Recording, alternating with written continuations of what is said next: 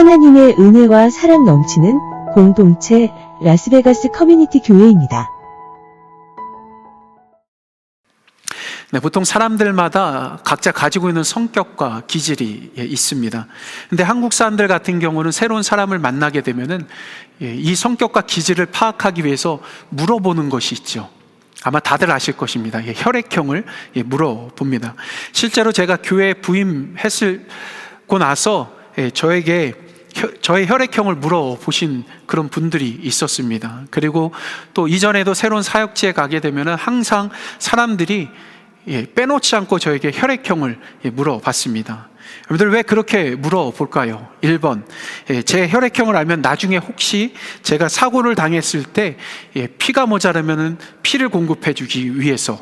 2번, 제 혈액형을 통해서 저의 성격과 기질을 파악하기 위해서. 네, 그렇습니다. 한국 분들이 혈액형을 물어보는 100% 이유는 사실 그렇죠. 성격과 기질을 파악하기 위해서인 것입니다. 저에게 그렇게 혈액형을 물어보신 분들도 똑같은 것이죠. 그래서 저는 저에게 혈액형을 그렇게 물어보는 분들에게 반대로 그렇게 질문을 합니다. 제가 무슨 혈액형처럼 보이시나요? 이렇게 물어보지요. 제가 이렇게 물어보면 거의 대부분 제 혈액형에 대해서 A형이라고 거의 대부분 말씀하시더라고요. 진짜 저에게 단 한 분도 저의 혈액형을 A형 외에 다른 것을 말하시는 분들을 거의 못 봤습니다. 그러니까 저를 그렇게 A형으로 보는 그 이유에 대해서 또 그분들이 이야기를 하는데, 아무래도 제가 좀 생각이 좀 많아 보이고 또 세밀하고 치밀하고 또 때로는 좀 소심해 보이고 혼자 있는 것들을 즐기고 어떨 때 보면은 좀 원칙주의자처럼 보이기 때문에 저를 이제 A형처럼 그렇게 여긴다라고 그렇게 말을 합니다. 자, 그렇다면 혹시 여러분들이 보는 저의 혈액형은 여러분들 뭐처럼 보이십니까? 한 가지 중요한 건 저는 A형은 아닙니다. 저는 O형입니다. 그래서 제가 저에게 혈액형을 물어보시고 A형이라고 대답하시는 분들에게 저는 O형인데요 이렇게 말을 하면은 그분들이 또 빼놓지 않고 그런 말을 합니다. 아무래도 A형이 많이 섞여 있는 O형 같아요 이렇게 얘기를 하더라고요. 근데 그분들에게 죄송하지만 저희 아버지 어머님 두 분 다 O형이십니다. 그러니까 저는 순수 100% O형인 것이죠. 사실 이미 심리학에서도 발표가 되었지만 혈액형으로 성격과 기질을 따지는 것은 잘못된 것입니다. 분명한 것은 사람들마다 각자 구별되는 사실 기질과 성격은 있는데 혈액형하고는 이제 상관이 없다라는 것이죠. 그리고 심리학자들은 이런 기질을 4가지로 거의 대부분 분류를 합니다. 그것이 뭐냐면은 다혈질과 우울질, 그리고 담즙질과 점액질입니다. 그 중에서 우선 이제 다혈질에 대해서 간단히 말씀드리면은, 이 다혈질은 열정이라는 그런 단어로 함축해서 표현할 수 있습니다. 그러니까 열정이라는 그 말 그대로 열정적인 것이죠. 매사에 적극적이고 따뜻하고 또 상냥하며 외향적이고 헌신적인, 때로는 낙관적인 그런 성격, 그런 사람들이 거의 대부분 이런 다혈질에 속하는 사람들입니다. 그런데 다혈질의 약점이 또 있습니다. 그게 뭐냐면은 절제력이 좀 부족하다라는 것하고 책임감과 더 나아가서 성실함, 이런 것에 대해서 약한 모습을 보인다라는 것이죠. 또 그 다음에 이제 우울질이 있죠. 우울질은 완벽이라는 그 단어가 이 우울질을 대표하는 단어라고 합니다. 그러니까 완벽이라는 그 단어처럼 모든 것을 보더라도 항상 자세하게 디테일하게 보는 것입니다. 사람을 보더라도 아주 자세하게 바라보고 주변 상황, 이런 모든 것들을 그렇게 디테일하게 파악하는 능력을 가지고 있습니다. 그러면서 자기 희생 정신이 또 강하고 매사에 성실하고 또 충성스러운 그런 모습을 보이고 새로운 것을 또 배우는 것을 좋아하는 그런 사람이 바로 이런 우울질, 이 기질을 가지고 있는 사람이다라고 합니다. 근데 반대로 이제 약점은 뭐냐면은 이제 완벽을 추구하다 보니까 뭐냐면은 쉽게 상처를 또 받는다라고 합니다. 그리고 또 쉽게 우울해지고, 그리고 한번 자기 자신에게 상처를 준 그런 사람을 향해서는 용서를 잘 못하는 그런 특징이 또 있다라고 합니다. 다음 기질로는 이제 담즙질이 있죠. 그 담즙질은 이제 리더십이라는 그 단어로 함축해서 또 표현할 수 있습니다. 그러니까 리더십이라는 단어처럼 어떤 일을 할 때 항상 앞장서서 하는 그런 특징을 보이는 것이죠. 특히 어떤 권위나 능력 뭐 이런 어떤 통제가 요구하는 그런 상황 가운데서 이런 사람을 활용하면 이 사람이 질서를 잘 정리를 하는 그런 모습을 보인다라고 합니다. 그리고 또 때로는 일 처리를 할 때 자기가 솔선수범해가지고 사람들 잘 이끌고서 모든 일들을 잘 처리하고, 또 때로는 힘들고 어려운 일들 그런 것들이 있다 할지라도 그 안에서도 리더십을 잘 발휘하면서 잘 견디고 일을 잘 진행한다라고도 그렇게 말을 합니다. 그리고 모험을 즐길 줄 아는 그 성격이 바로 이 담즙질인 것이죠. 근데 이제 단점은 이제 모든 것을 리드해야 하기 때문에 이제 자신의 생각이 항상 바른 길이다라고 그렇게만 생각하는 것이 단점입니다. 그러다 보니까 다른 사람들의 말에 귀를 잘 안 기울이고 자기가 원하는 것, 그것을 추진하는데 많은 에너지를 쏟는 그런 일들을 한다라는 것이죠. 그리고 사람들을 향해서 때로는 참을성이 없는 그런 모습을 보입니다. 특히 자기 자신에게 반대하는 사람을 향해서 참을성을 보이지 않고 때로는 화를 쉽게 내는 그런 모습을 또 보인다라고 합니다. 그리고 마지막으로 이제 점액질이라는 기질이 있습니다. 이 점액질은 이제 평화라는 그 단어 안에서 이 기질이 사실 함축되어 표현할 수 있습니다. 그러니까 평화라는 말 그대로 이제 중재자 역할 같은 것들을 잘 하는 것이죠. 그리고 어려운 사람들을 잘 돌보는 그런 모습들을 보이고, 또 다른 사람의 그 말에 귀를 잘 기울이는 그런 모습들을 또 보입니다. 항상 타인에 대한 그 배려심이 넓은 사람이 바로 이 점액질, 이 기질을 가지고 있는 사람인 것이죠. 근데 이제 문제는 이제 평화를 추구하다 보니까 이제 사람들에게는 참 좋은 면들이 있는데 이제 경제력이 딸리게 되면 이제 문제가 생기게 됩니다. 그러니까 남을 도와주더라도 많은 물질과 많은 것들이 있으면 도와줄 때 좋잖아요. 그런데 만약에 경제력이 부족하면은 사람들은 이 사람을 좀 무능하게 여기는 것입니다. 그러니까 경제력도 없으면서 다른 사람을 도와주는 것처럼 그렇게 보이기 때문에 그렇게 판단하는 일들이 또 생기고, 또 다른 사람들을 너무나도 잘 도와주는 그런 모습을 보이다 보니까 때로는 이용을 많이 당하는 겁니다. 그러니까 쉽게 말해서 호구라는 그런 소리를 많이 듣는 것이 이 점액질 기질을 가지고 있는 사람인 것이죠. 자, 이처럼 사람들은 보통 4가지 이런 기질을 가지고 있다라고 합니다. 그런데 사실 이 기질 중에 사람들은 골고루 사실 가지고 있는 건데, 이 기질 중에 단 한 가지 기질이 독특하게 좀 많이 나타나는 그런 모습들을 가지고 있는 것이죠.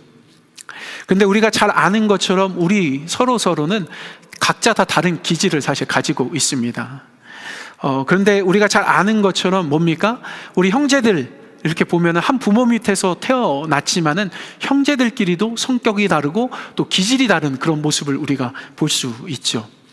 뭐 심지어 우리 쌍둥이 큰 아이들을 보더라도 쌍둥이이기 때문에 어느 정도 뭐 식성이나 말하는 거나 생각하는 것이나 뭐 일을 처리하는 것이나 이런 것들이 좀 비슷해 보일 거다 생각하는데 전혀 그렇지 않다라는 겁니다. 완전히 다른 기질과 다른 성격을 가지고 있어서 하는 행동이나 말이나 이런 모든 것들이 다를 때가 상당히 많이 있습니다.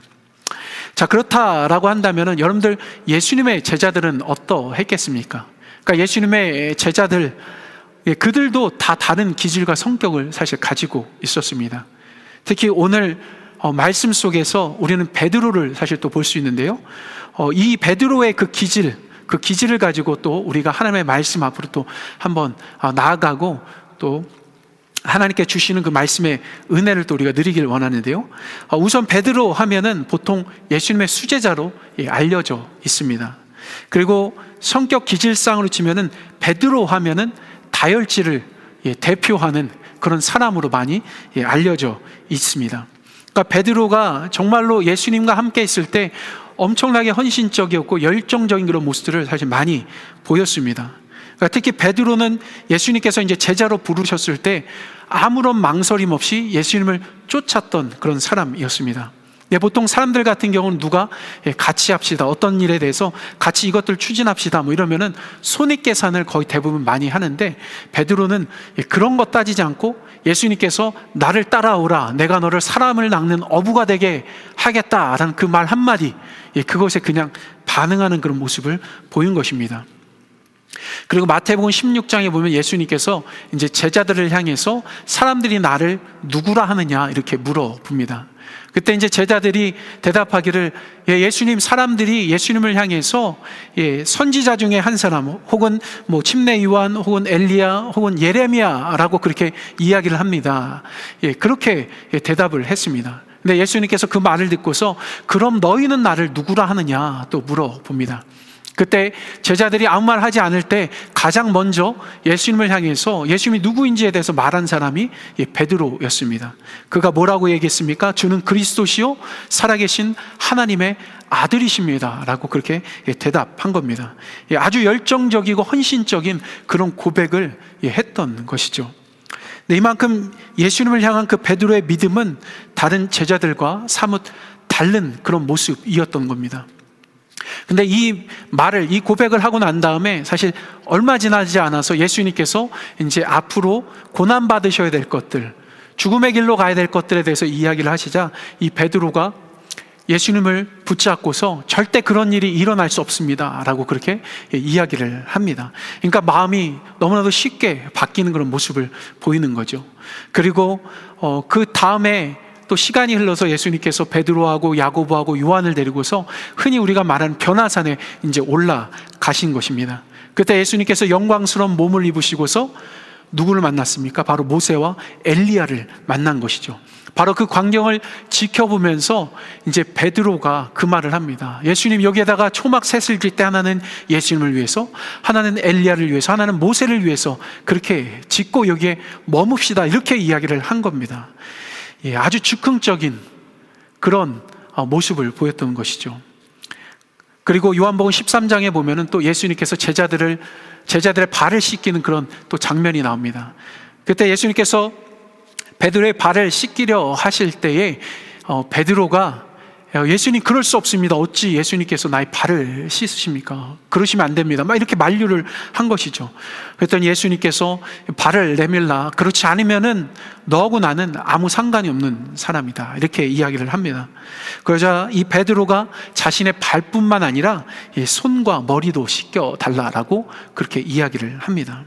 금방금방 감정이 변하고 그렇게 마음이 변하는, 그렇게 행동이 변하는 그런 모습을 보입니다. 또 최후의 만찬자리에서는 예수님께서 또다시 죽음의 길을 가셔야 될 것들, 죽음에 대해서 예언하실 때에 베드로는 정말 주님을 위해서 자기 자신이 죽을 각오가 다 되어 있다라고도 그렇게 말을 합니다. 그리고 예수님께서 잡히시던 그날에는 지난주에 나눴던 것처럼 그 제사장의 종이었던 그 말고의 귀를 또 칼로 베는 그런 사건이 또 있었죠. 그런 행동을 보면 정말로 예수님을 위해서 목숨을 바칠 것 같은 그런 모습을 보입니다. 그렇지만 예수님께서 잡히신 그날에 새벽닭이 2번 울기 전에 베드로는 3번 예수님을 부인했다라는 것입니다. 심지어 예수님이 십자가를 지고서 골고다에 오르실 때, 그리고 십자가에 못 박히실 때에 베드로는 그 현장에 없었습니다. 그는 도망쳐서 숨어 있었던 것입니다. 베드로는 다혈질의 대표자입니다. 그리고 다혈질 하면 앞서 말씀드린 것처럼 열정이라는 그 단어로 이 다혈질을 대표해서 표현할 수 있습니다. 예수님과 함께 있었던 베드로의 모습을 보면은 그런 분명한 열정과 헌신, 그런 모습들이 있었습니다.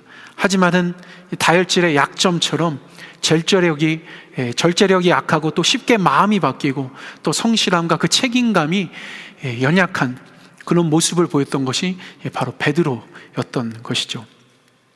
바로 이런 다혈질적인 그 베드로의 모습과 예수님께서 십자가에 달리셨을 때 정말 온데간데 없이 살아있던 그 숨어 있었던 그 베드로의 모습을 우리가 보게 되면 한마디로 베드로는 배신자, 뭐 이렇게 이야기할 수도 있을 것입니다. 하지만 냉정하게 우리가 생각해 보면은 사실 우리 안에 베드로가 있을 수 있는 것입니다. 정말 이런 다혈질적인 그런 기질, 뭐 이런 것들 다 떠나가지고 베드로의 모습이 우리 안에 있을 때가 사실 있는 것이죠. 왜냐하면 우리 역시 베드로처럼 은혜 받았다라고 여길 때에는 정말로 한없이 열정적이고 한없이 하나님 앞에 헌신하며 그렇게 무엇이든지 하나님을 위해서 할 수 있을 것처럼 말하고 고백할 때가 있습니다.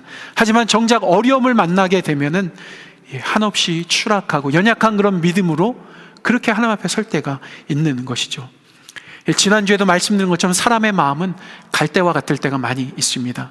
신앙생활함에 있어서 우리 역시 이렇게 갈대와 같은 그런 마음과 믿음을 보이면서 정말로 이랬다가 저랬다가 정말로 왔다 갔다 하는 그런 신앙생활을 할 때가 있는 것입니다. 이렇게 정말로 우리가 이리저리 왔다 갔다 하는 그런 신앙생활을 할 때 여러분들 혹시 여러분들 마음은 어떠십니까? 정말로 하나님을 바라보고 하나님을 정말 의지하는 그런 삶을 열심히 살았던 그런 사람들 같은 경우는 하나님과의 그 관계를 생각하면서 하나님 앞에 깊은 죄책감과 부끄러운 마음으로 그렇게 설 때가 있을 것입니다. 정말 예배 드릴 때에 자신이 드리는 그 예배, 그것을 받으시는 그 하나님 앞에 그런 죄책감으로 그렇게 설 때가 또 있었을 것입니다. 왜 이런 일들이 여러분들 있겠습니까? 그것은 좀 전에 말씀드렸지만 바로 하나님과 우리의 관계 때문인 것입니다. 사실 이런 모습은 최초에 하나님께 죄를 지었던 그 아담과 하와 가운데도 동일하게 나타났던 그런 모습이었습니다. 아담과 하와가 죄를 범하고 난 후에 그들이 한 일은 하나님께서 부르실 때에 그때 그들은 숲에 숨었던 것입니다. 그들이 숨은 이유가 무엇입니까? 하나님 앞에 죄책감 때문에 그리고 수치심 때문에 그들은 숨었던 것입니다. 근데 우리가 알아야 할 것은 우리 삶이 어떠하든지 간에 이런 죄책감, 이런 부끄러움, 이런 수치심으로 하나님 앞에 나아가는 것, 그것은 결코 옳지 않다라는 것입니다.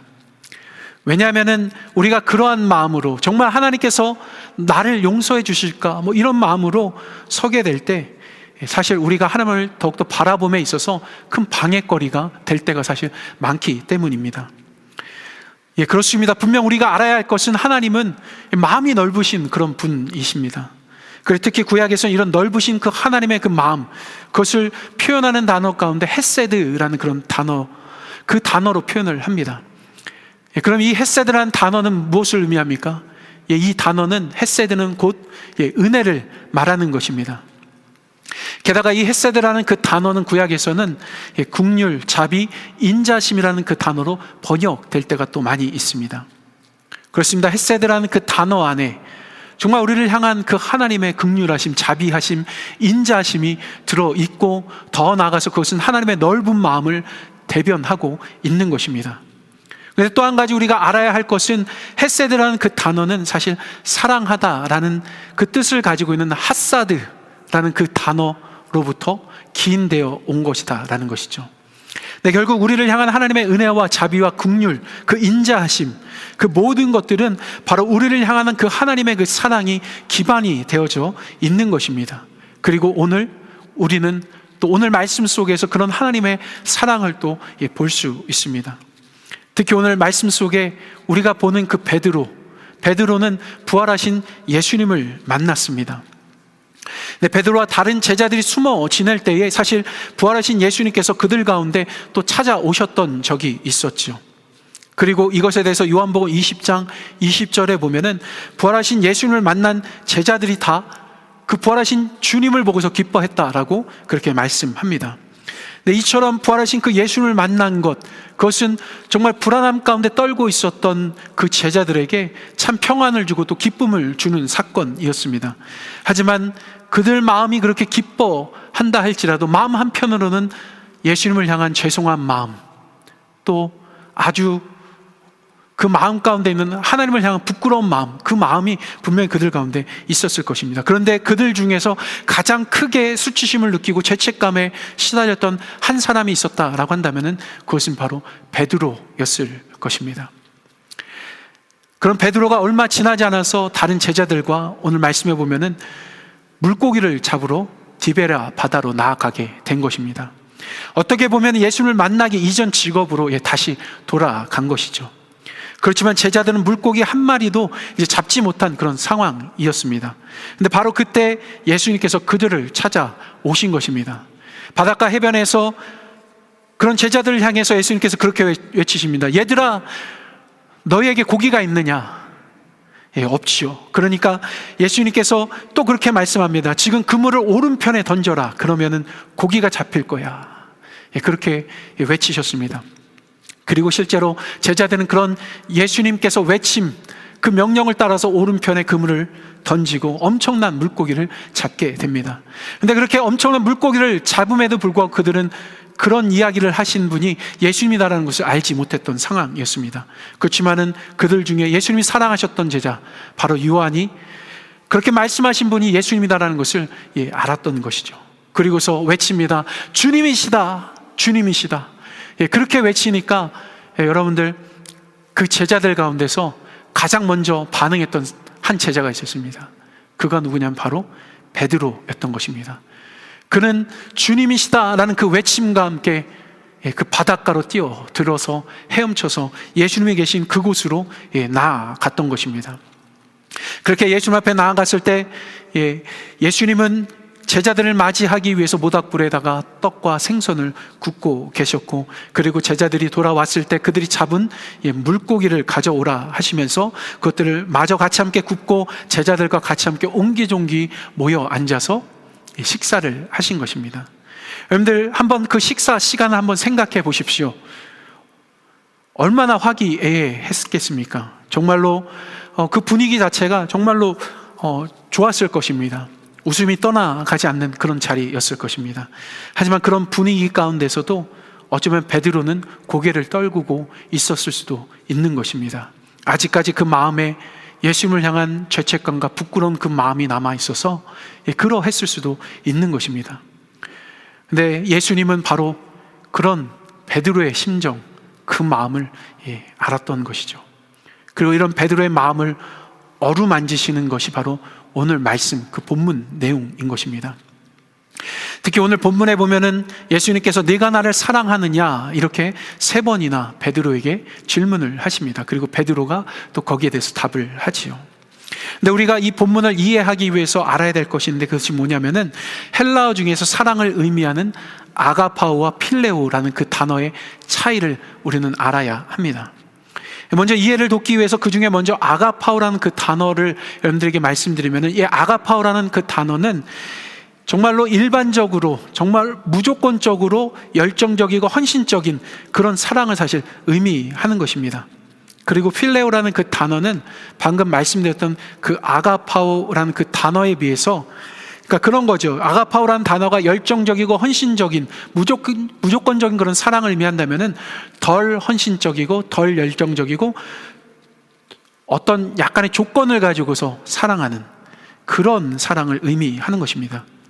그러니까 이 두 단어를 예를 들어서 보면은 아가파오라는 단어는 흔히 말하는 부모가 자녀를 무조건적으로 사랑하는 그 의미를 담고 있는 것이고요, 필레오는 단순히 친구의 우정과도 같은 그런 사랑을 사실 의미하고 있는 것입니다. 그러니까 이 두 단어는 단순히 사랑이라는 그 단어로 번역되어져 있지만 의미상으로는 차이가 분명히 있습니다. 어떤 차이가 있습니까? 그 사랑의 깊이와 넓이와 크기에 대한 그 차이가 그 안에 있는 것입니다. 그리고 다시 본문에 보면 이 두 단어의 차이 안에서 이제 예수님은 베드로를 향해서 네가 나를 사랑하느냐 이렇게 첫 번째 질문을 하십니다. 근데 사실 이 첫 번째 질문에서 예수님은 아가파오라는 단어를 사용하시면서 베드로를 향해서 네가 나를 정말로 열정적으로 헌신적으로 정말 무조건적으로 나를 사랑하느냐 이렇게 물으신 것입니다. 여러분들, 이렇게 물으신 그 예수님의 질문에 베드로의 그 심정이 여러분들 어떠했겠습니까? 아마 새벽닭이 울기 전에 예수님을 3번이나 부인했던 그때 기억이 떠올랐을 수도 있을 것입니다. 그리고 또 예수님이 십자가에 못 박히시는 그 순간에 숨어 있었던 자기 자신의 그 초라했던 그 모습이 또 떠올랐을 수도 있는 것입니다. 분명한 것은 나를 사랑하느냐라는 이 질문은 베드로의 마음에 큰 심적 부담이 될 만한 그런 질문이었다라는 것입니다. 바로 이런 심적 상태에서 베드로가 답을 합니다. 뭐라고 답합니까? 내가 주를 사랑하는 줄 주께서 아시나이다. 네, 여기서 우리가 알아야 할 것이 있습니다. 베드로가 이렇게 대답한 것은 예수님께서 사용하신 열정적이고 헌신적으로 사랑하느냐? 그 단어, 바로 아가파오 단어를 사용해서 사실 답변한 것이 아닙니다. 그러니까 베드로는 이때 필레오, 그러니까 즉 친구의 우정 정도, 그러니까 덜 열정적이고 덜 헌신적인 그런 사랑으로 예수님, 내가 그렇게 예수님을 사랑하는 줄 주님이 아십니다, 이렇게 고백한 것이죠. 우리는 이 답변 속에서 다혈질적이고 매사에 열정적이었던 그 베드로가 예수님 앞에서 얼마만큼 소심해졌는지, 의기소침해 있는지 우리는 느낄 수 있습니다. 그렇지만 예수님께서 이런 베드로를 향해서 베드로야, 네가 나를 사랑하느냐, 두 번째 또 질문을 하십니다.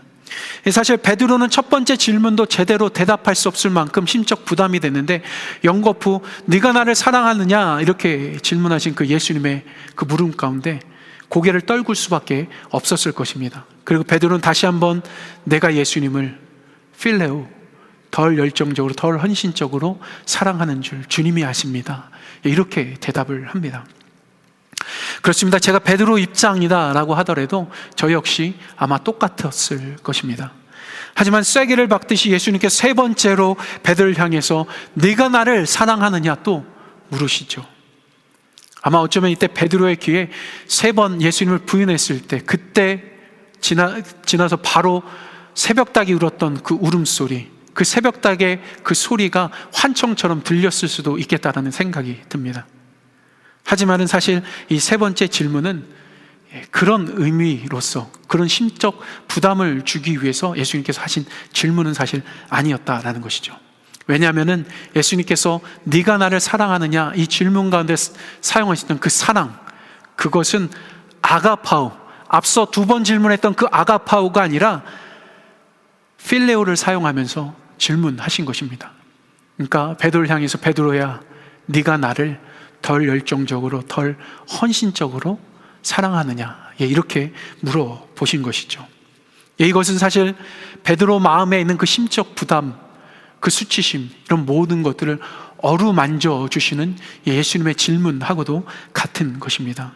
그러니까 한마디로 그래 괜찮아, 얼마든지 그래 실수할 수 있어, 네가 나한테 열정적으로 헌신적이었지만은 때로는 그 열정과 헌신이 너희 삶 속에서 사라져서 그것으로 인해서 나에게 제대로 하지 못할 때도 있는 것 다 알고 있어. 네가 그렇게 나를 덜 사랑해도 좋아, 얼마든지 그럴 수 있어. 그렇게 그 베드로를 위로하는 듯한 사실 그런 질문을 던지고 있는 것입니다. 그리고 이 베드로가 그런 예수님의 질문 가운데 반응하는데 어떠한 대답을 가지고 반응합니까? 이것에 대해서 17절 말씀에 보면 베드로가 근심하면서 주여 모든 것을 아시오매 내가 주를 사랑하는 줄을 주께서 아시나이다, 이렇게 대답을 하는 것을 우리는 보게 됩니다. 베드로는 이때 예수님께서 베드로가 가진 그 연약함을 알고 있다는 것을 확신했습니다. 그렇기 때문에 주여, 주님께서 나의 그런 연약함, 그런 모든 것을 다 아시는 줄 압니다. 내가 그렇게 주님을 사랑하는 줄 주님 아십니다. 그렇게 고백한 것입니다. 근데 저는 이것을 예수님의 눈높이 사랑이다라고 그렇게 말씀드리고 싶습니다. 바로 이런 면에서 분명 하나님은 사실 우리의 연약함을 보시는 그런 분이십니다. 그런 눈높이로 정말 부활하셔서 베드로에게 찾아오신 그 예수님, 그 예수님께서 그 베드로의 그 심적 부담감을 어루만지시는 것처럼 우리 가운데 함께 하시는 그 하나님도 우리들 삶 속에서 우리의 연약함과 부족함들을 어루만지시는 그런 분이다라는 것입니다. 그러니까 다혈질, 담즙질, 점액질, 우울질, 이런 기질 모든 것들 다 떠나가지고 항상 우리 곁에 하나님께서 계시면서 그 헷세대 그 은혜와 그 사랑으로 우리를 돌보시는 분, 바로 그분이 하나님인 것이죠. 네, 바로 지금 하나님은 이런 사랑으로 분명히 우리들 가운데 함께 하십니다.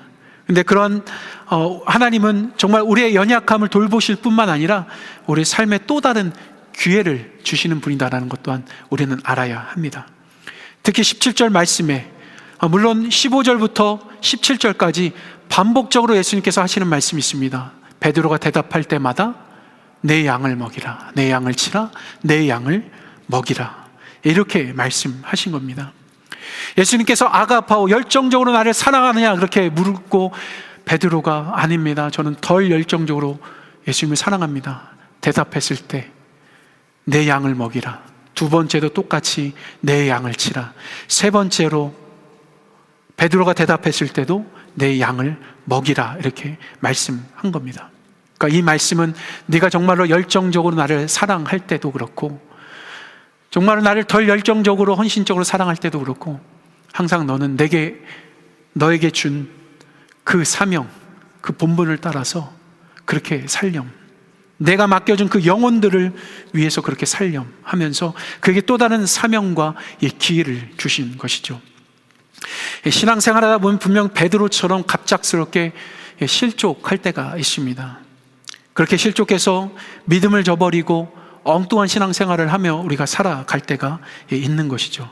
근데 우리가 항상 잊지 말아야 할 것은, 우리가 믿고 의지하는 그 하나님은 마음이 엄청나게 넓으신 그런 분이다라는 것이죠. 지금도 하나님은 그 넓은 마음으로 우리에게 은혜를 베풀어 주실 뿐만 아니라, 비록 우리의 모습 자체가 부족하고 연약하다 할지라도 또 다른 삶의 기회를 주시고 하나님 앞에서 다시 살아갈 수 있는 또 다른 찬스를 우리들 가운데 허락해 주신다라는 겁니다. 그런 의미에서 여러분들의 신앙을 한번 되돌아봤으면 좋겠습니다. 특히 베드로처럼 열정적이었던 그런 때가 여러분들 삶 속에 있었을 것인데, 혹시 그때와 지금 나의 삶을 비교해 보면서 나는 그때처럼 열정적이고 헌신적인 그런 삶의 모습으로 살아가고 있는지 돌아봤으면 좋겠습니다. 혹시라도 지금 우리의 삶의 모습이 초라하고 연약한 그런 믿음을 보이면서 신앙생활하고 있다라고 한다면은, 오늘 여러분들 가운데 함께 하시면서 여러분들의 축 처진 그 어깨를 도닥여 주시면서 괜찮아 그렇게 말씀하시는 그 하나님의 음성을, 그 위로와 격려를 경험할 수 있는 우리 모두가 되었으면 좋겠습니다. 예전에도 말씀드린 적이 있는데, 사실 신앙생활이라는 것은 하나님과 두 손을 맞잡고 살아가는 것하고 같은 것입니다. 그러니까 나의 오른손은 하나님의 왼손을 붙잡고, 하나님의 오른손이 나의 왼손을 붙잡고, 그렇게 하나님과 마주하면서 살아가는 것이 신앙생활인 것이죠. 근데 우리는 신앙생활 하다가 때로는 어려움을 겪어서, 아니면은 정말로 어떤 죄의 유혹으로 인하여서 하나님을 붙잡았던 우리 오른손을 내려놓을 때가 있습니다. 그렇게 살아가면서 정말로 하나님 앞에 제대로 살지 못하고 어려운 삶을 살면서 믿음 적은 연약한 모습을 우리가 보이면서 그렇게 살아갈 때가 있는 것이죠. 그러다가 어느 날 하나님 앞에 우리가 나아가게 됩니다. 그때 우리의 마음 가운데 베드로처럼 그런 죄책감과 수치심이 생길 수가 있는 것이죠. 그때 우리가 알아야 될 것은 뭐냐면은, 내가 하나님의 왼손, 내가 붙잡았던 나의 오른손을 내려놨다 할지라도 하나님의 오른손은 나의 왼손을 항상 붙잡고 계시다라는 것을 잊지 말아야 합니다. 그래서 언제나 우리는 다시 하나님의 손을 붙잡으면 되는 것입니다. 때로는 놓을 수도 있겠지만은 항상 하나님 우리 곁에 계시면서 우리를 돌보시고, 하나님의 사랑으로 여전히 항상 긍휼하심으로, 자비하심으로, 인자하심으로 하나님의 그 헤세드, 그 은혜를 베풀어 주시는 그 분이다라는 것을 우리가 항상 기억하면서 나의 왼손을 항상 붙들고 계신 그 하나님을 바라보며 나아가는 그런 삶을 살아갔으면 좋겠습니다. 그렇습니다. 오늘도 하나님의 그 오른손은 우리를 붙들고 계십니다. 게다가 우리를 향해서 이렇게 질문하십니다. 네가 나를 사랑하느냐? 네가 나를 사랑하느냐? 네가 나를 사랑하느냐? 우리는 이 질문에 답을 해야 할 줄 믿습니다. 어떤 답을 하더라도 분명한 것은 하나님은 우리를 사랑하십니다. 그 하나님의 그 사랑 앞으로 우리가 나아갔으면 좋겠습니다. 예수님의 그 부활절을 우리가 이제 이 예배를 드리지만은, 예수님께서 부활하신 그 이유, 근본적인 그 이유 안에는 이런 하나님의 헤세드가 들어가 있는 것입니다. 우리를 위해서 십자가에 죽으시고 부활하신 그 예수 그리스도, 그로 인해서 우리는 우리가 가져야 될 인생의 참된 소망을 얻게 된 것입니다. 하나님의 그 사랑 앞에 항상 그렇게 살아가면서 우리에게 주신 그 천국의 그 소망, 그것을 놓지 않고 그렇게 살아갈 수 있는 우리 모두가 되었으면 좋겠습니다.